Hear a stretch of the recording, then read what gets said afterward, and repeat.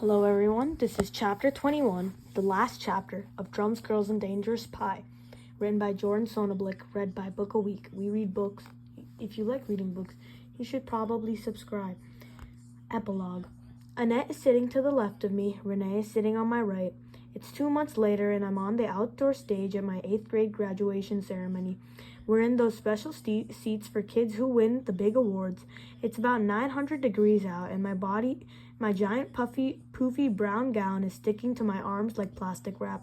But even though the baking sun is laminating me, I'm happy. I've been thinking over this whole year in one gigantic rush, so I'm sure I've missed some key moments in the principal's speech. Suddenly, there's an awfully sharp elbow clamming into my ribs. Clap, Stephen. Annette has that my boyfriend is from space look that I've been coming to know pretty well lately. I snap back to reality and realize that Renee is standing to get her certificate.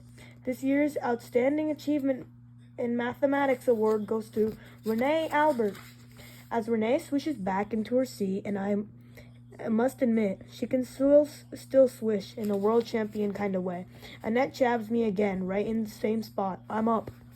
The Outstanding Musical Achievement Award goes to Stephen Alper.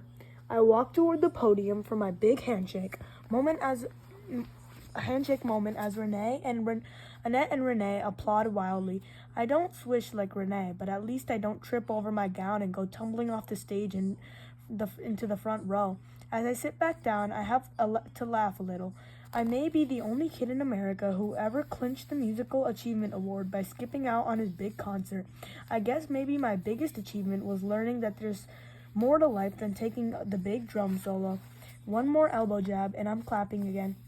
I'm especially honored to bestow our first Human Service Award to Annette Watson. Renee stands up. She's still clapping at top speed. Annette stops after her handshake and looks around. Just as Renee bends down to elbow me on the other side of my ribcage, I realize that I'm virtually the only person on the entire football field whose butt is still touching a chair.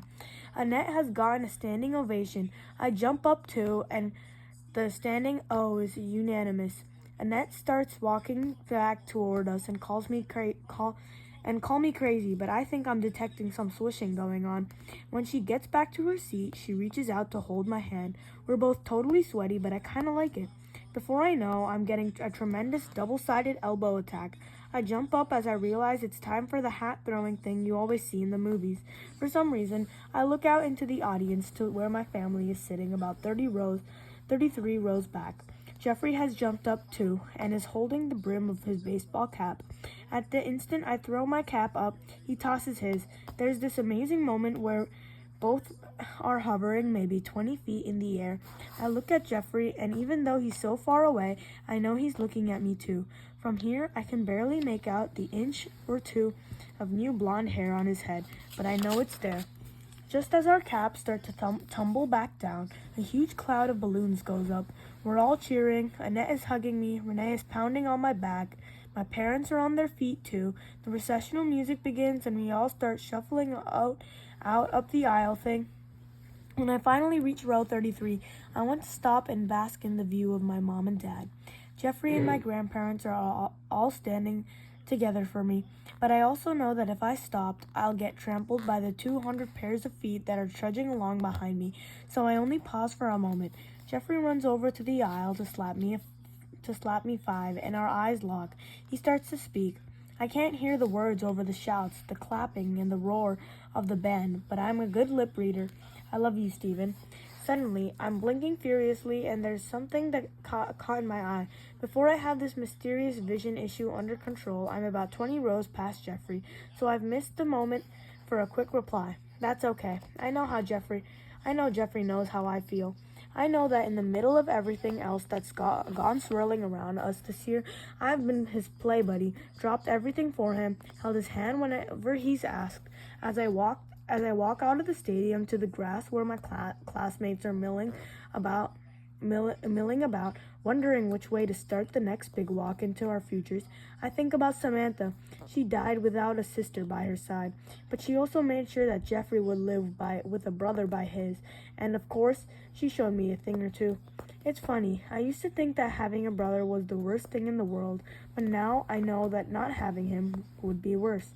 He comes running out of the stadium behind me ahead of my parents and slams into my legs like a 3-foot tall express train. I turn to him and start to tell him words that I will now thankfully have time to say. Jeffrey, Okay, that's the end of the book. I know, it's kind of dumb. It ends on a cliffhanger, but okay. There is a sequel to this book. I don't know if I will be reading it soon, but that's Drums, Girls, and Dangerous Pie finished. We're going to be posting other books, so be sure to stick around if those books are things you're interested in. And okay, that's it for Drums, Girls, and Dangerous Pie.